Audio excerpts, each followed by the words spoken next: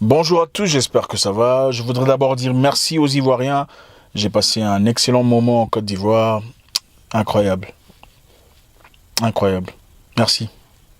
Le message d'aujourd'hui ne sera pas fait en français, je le ferai en africain. Vous savez, il y a des sujets pour lesquels il est vraiment inutile de faire trop l'intellectuel ou de bombarder les gens avec un arsenal de mots spéciaux, une nomenclature qui en réalité fait de vous une partie d'une brochette prolixe, loquace.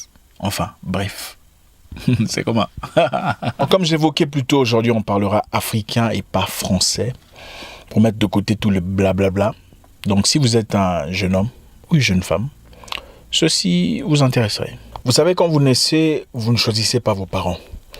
Vous les découvrez très petits. Vous le sentez à travers leur attention, à travers leur présence. Qui est papa, qui est maman. Vous naissez dans une famille et vous ne choisissez pas vos cousines. Vous ne choisissez pas vos cousins. Vous ne choisissez même pas vos frères et sœurs. Vous découvrez qui est vos frères et sœurs à 4 ans ou 5 ans peut-être. Ça dépend. L'homme, en effet, en ce qui est de sa famille, n'a pas beaucoup de choix. Vous choisissez seulement votre compagne ou votre compagnon de vie. Ça, c'est votre choix. C'est vous qui avez le droit, le choix, le pouvoir de choisir la personne avec qui vous passerez le reste de votre vie. Le monde peut vous suggérer quelqu'un ou vous en imposer un autre. Mais si vous ne voulez pas, il n'y aura aucune substance dans cette histoire. Vous ne choisissez pas votre père, vous ne choisissez pas votre mère. Votre père pourrait être pauvre, sans emploi et déconsidéré. Votre mère pourrait être illettrée ou pire que ça. Mais vous avez un seul choix. C'est celui de votre compagnon ou compagne de vie. Jeune frère, on ne choisit pas une femme comme on choisit les oranges au marché. La femme peut être catalyseur de réussite ou accélératrice d'échec. Attention, beaucoup de garçons stagnent. Ils sont brouillés. Après avoir changé Monica, Sophia, Fatou, Amina, Patricia, mais ne comprennent pas pourquoi les choses ne marchent pas. Je vais vous dire un secret si vous ne le savez pas. Toute personne qui partage votre vie vous laisse quelque chose de positif et de négatif, que vous le vouliez ou pas. Il y en a qui sont riches en négatif, mais zéro en positif. Il y a des femmes jolies soient-elles, sexy soient-elles, saisissantes soient-elles, qui vont vous dérailler complètement de votre destinée. Attention! Les hommes et les femmes ne sont pas tous compatibles. C'est faux. On n'est pas compatible parce que l'un a des oranges sur la poitrine et l'autre a le... Non, absolument, il en faut beaucoup plus que ça pour avoir un couple ayant un avenir commun et une direction commune. Il y a des femmes destructrices de destinée. Mes nièces, je ne m'attaque pas aux femmes, hein. Pardon, laissez-moi parler à vos frères. Ils ont besoin d'entendre ça. Personne ne leur parle. Pour mes amis croyants, puisque vous aimez ça, Dieu créa Adam et Ève et les plaça dans le jardin où ils avaient tout ce qu'ils voulaient dans ce monde. Il leur dit, mangez, buvez, mangez les fruits, tout ce que vous voulez. Mais ne touchez pas au... Hein, vous savez ce que c'est, le truc là. Ève, après avoir été corrompue par un serpent, enfin, d'après ce qui est écrit, revient après avoir mangé, dire à son compagnon, écoute, moi je vais manger, voici la pomme, toi aussi il faut manger. Tu vois, si tu manges, on sera comme Dieu. Hein? Mange aussi chérie, mange. Certainement il touchait l'oreille pour nous dire mange, il faut manger, tu vois, il faut manger. Moi je pense que Ève n'a jamais aimé Adam. Je vais vous dire pourquoi.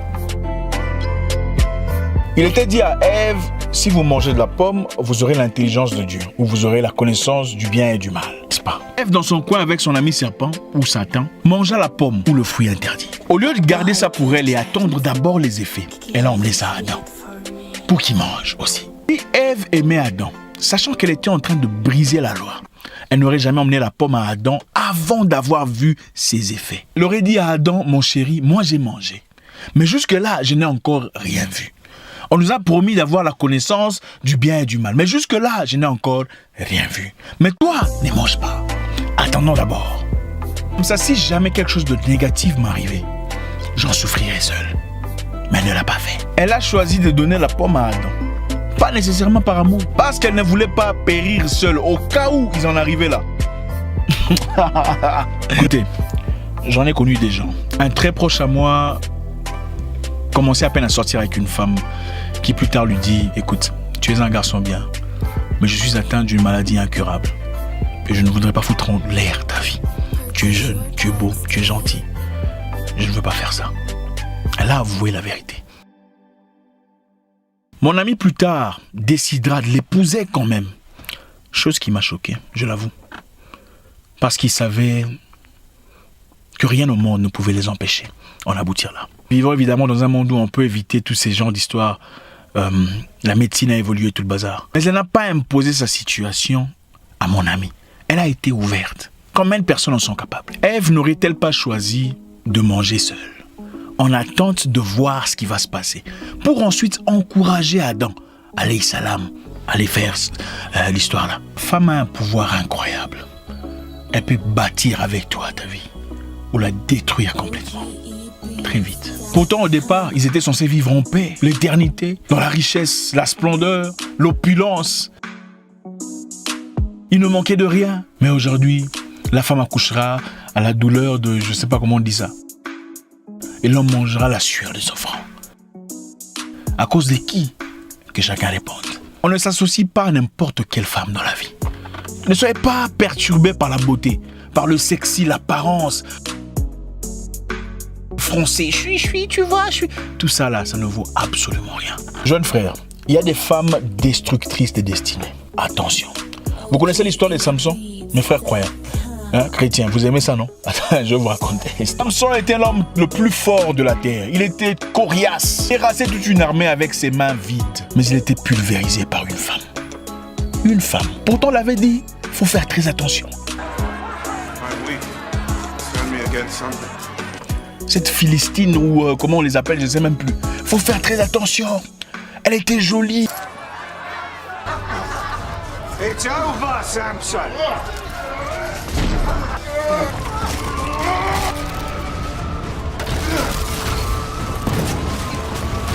Après avoir résisté à toute une armée, le gars le plus musclé du monde, humilié par une femme, les yeux éteints, comme un petit paysan. Pourtant, la destinée de Samson était beaucoup plus grande que ça.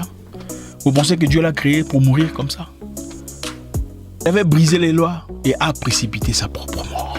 On ne choisit pas une femme sur base de son apparence physique. On choisit une femme sur base de sa direction. La direction d'une femme doit coller, concorder avec votre direction. Sinon, vous serez perdus tous les deux. Vous êtes entrepreneur, mais vous embrouillez avec des filles sans direction. Pourquoi? Cherchez une entrepreneur. Si pas une entrepreneur, au moins cherchez une femme ambitieuse. Une femme brave, une femme qui a du courage, une femme qui a une direction. Vous êtes une personne battante, courageuse, travailleuse. Vous avez besoin d'une personne qui vous apporte quelque chose de plus dans votre vie.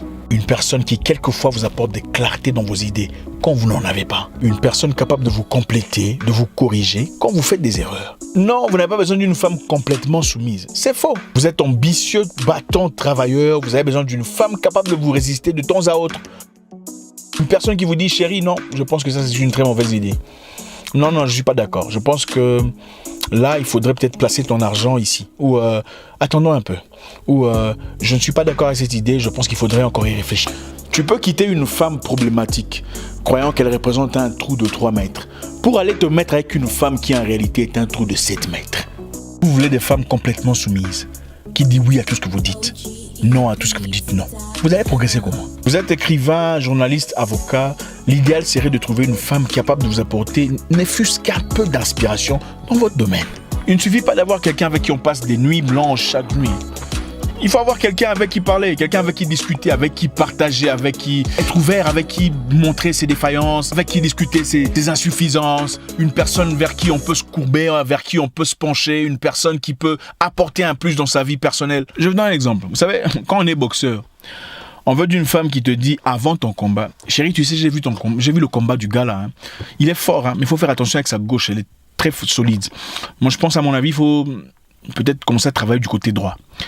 Hein? Et ça te donne envie. Tu dis, waouh, même si elle ne partage. Bref, vous avez compris ce que je dis. C'est ça.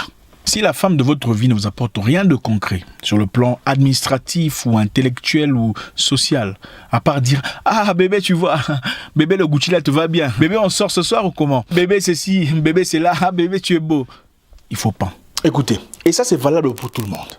Vous êtes dans une relation où vous vous querellez chaque jour, incapable de réfléchir ensemble pour un bien commun, capable de grandir, même sentimentalement. Il faut pas. Vous avez perdu votre joie, vous êtes devenu aigri, vous ne comprenez même plus votre direction. Il faut pas. Depuis que vous êtes dans cette relation, vos finances sont par terre. Et cette personne vous impose, vous exige à continuer à dépenser comme s'il y avait de l'argent.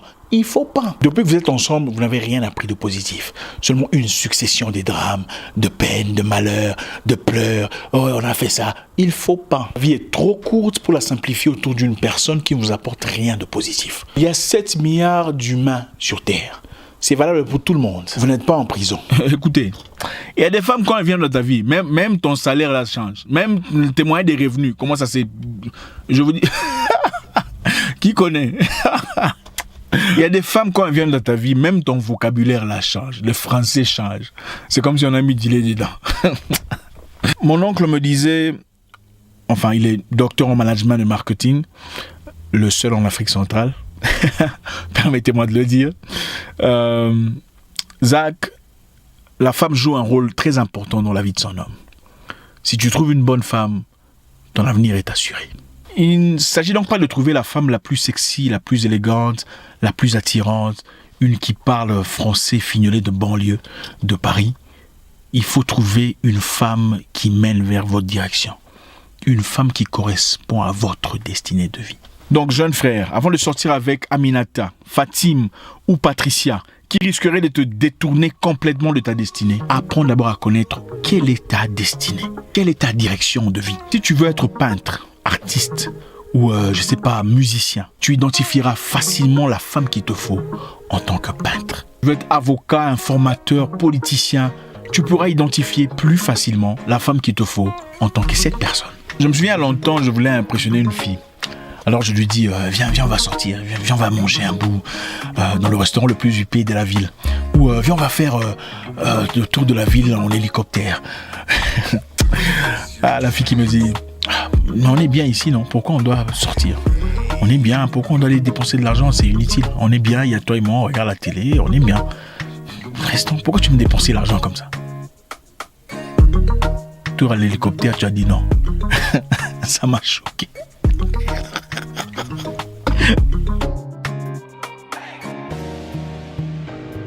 Tu es entrepreneur et tu te cherches. Et la fille avec qui tu es ne t'empêche jamais de dépenser l'argent. Il faut pas. La femme de votre vie doit être fan de vous. Mais elle doit aussi être votre opposant numéro 1. Si vous trouvez une femme qui a l'impression que c'est elle qui a gagné en vous ayant dans sa vie et pas vous en l'ayant elle dans votre vie, vous avez perdu, mon ami. En étant votre opposante, votre résistante quelquefois, elle vous ramène à l'ordre quand il le faut. Elle vous redirige vers votre destinée quand vous déviez. Non, vous n'avez pas besoin d'une femme trop soumise, c'est faux. Vous avez besoin d'une amie. Une amie capable de dire quelque chose sans avoir froid aux yeux. Barack Obama, que j'apprécie beaucoup, est le fruit de beaucoup de travail personnel, mais aussi et surtout de l'apport majestueux de sa femme, Michelle. Michelle, à l'époque, était déjà employée assise dans un bureau respecté d'avocats quand Barack venait à peine d'être recruté. Pendant quelques années, Michelle était mentor à Barack. Elle a apporté ses briques à la construction de la pyramide de gloire, des prestances et des anses que Barack Obama est devenu avec le temps. Je peux vous dire que Barack n'oserait jamais s'embrouiller, même dans le Nord avec Beyoncé. La femme joue un rôle très important dans l'avenir de son homme. Si tu trouves une bonne femme, ton avenir est assuré. J'ai vu un jeune homme à Abidjan, travailleur, courageux, que j'ai beaucoup apprécié. Mais après avoir vu sa femme, j'ai tout compris. Il ne s'agit pas de trouver la femme la plus jolie, la plus sexy, la plus attirante, la plus tout ce que vous voulez. Il s'agit de trouver la femme dont les qualités correspondent à votre destinée. En atteignant un certain niveau de maturité, on comprend que le plaisir sexuel, c'est rien. On peut en avoir de n'importe qui. Certaines personnes sont même experts dans l'imagination. Donc, si vous vivez et vous stagnez pour des bêtises qui peuvent être changées, il ne faut pas. Et c'est valable pour tout le monde. Ce n'est pas la taille, ce n'est pas les derrières, ce n'est pas les longues jambes ou l'élégance qui importe, ou le français de Jean-Luc Mélenchon. Non, c'est le caractère qui importe. À la place d'Adam, j'aurais dit à Dieu, Dieu, tu vois la femme que tu m'as donnée là, je n'en veux pas. Elle est rebelle. Elle vient me donner des idées méphistophéliques. Donne-moi une autre femme. Et puis j'ai pas. Donc mes nièces, prochainement je m'adresserai à vous. Je sais que vous allez aimer. Nous sommes comme des clés et des serrures. Chacun a peut-être une clé et va trouver sa serrure quelque part. Nous ne sommes pas tous compatibles. Maintenant, en ce qui concerne Adam et Ève, c'est mon idée, mon sentiment, mon ressenti.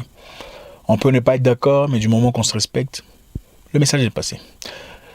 Donc ne venez pas ici faire des commentaires avec des versets bibliques qui vont franchement à l'encontre du message. Le message ici est trouvez quelqu'un qui correspond à votre destinée. Sinon, il faut pas. Merci.